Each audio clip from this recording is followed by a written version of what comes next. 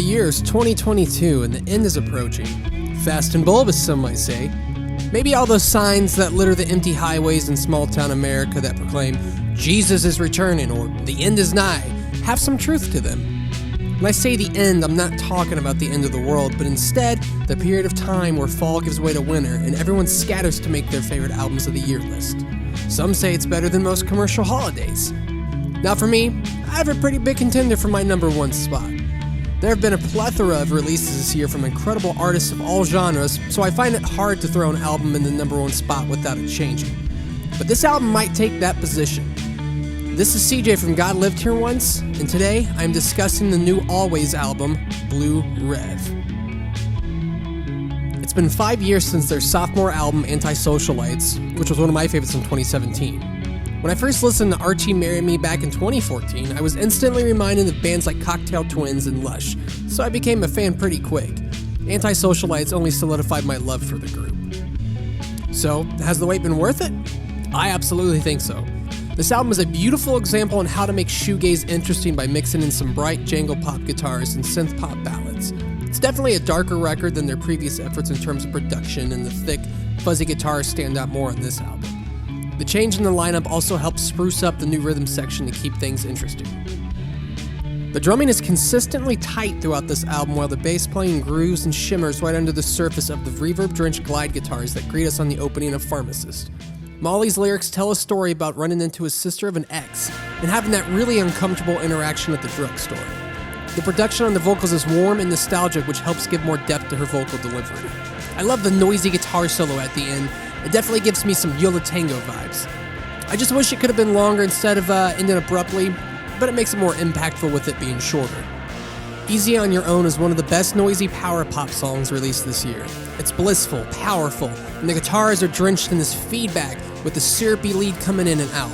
Molly's vocals sound like a waterfall hitting the rocks on the huge sing-along chorus.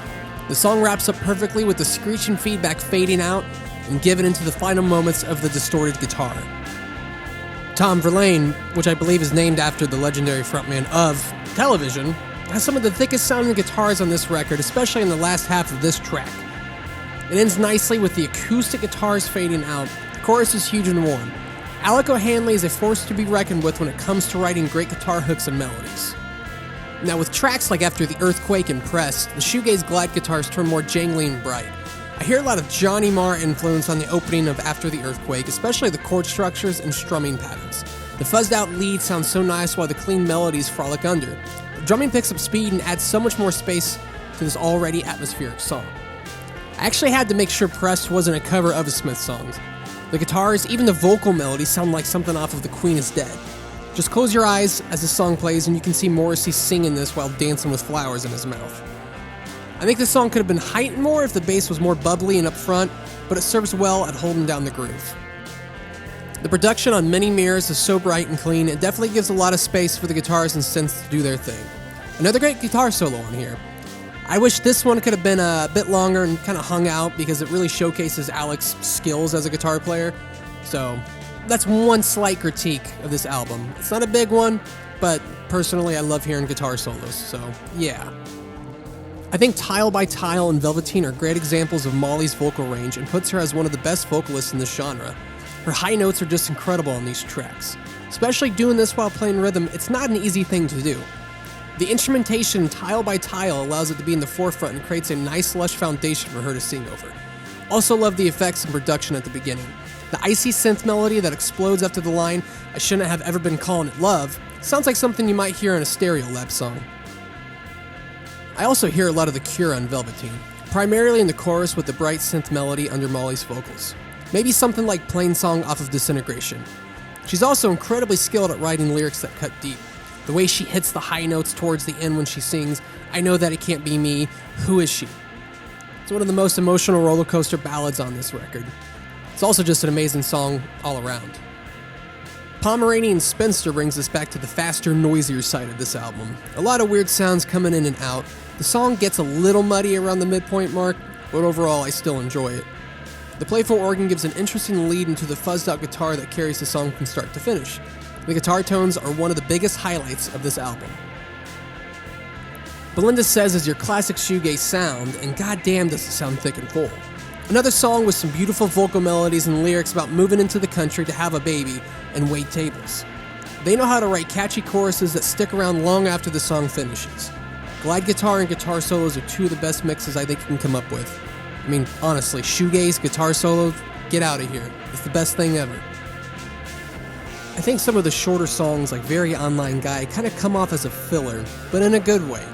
The bit crusher distortion on the opening drums sounds great with the melodic bass line.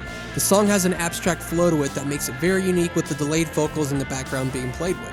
When the song breaks and there's just the synth and Molly's vocals, it's so beautiful. Bored in Bristol has a great bass line, but the production's kind of muddy overall, so it kind of gets doled out. The song feels like more of a B-side from Antisocial Lights.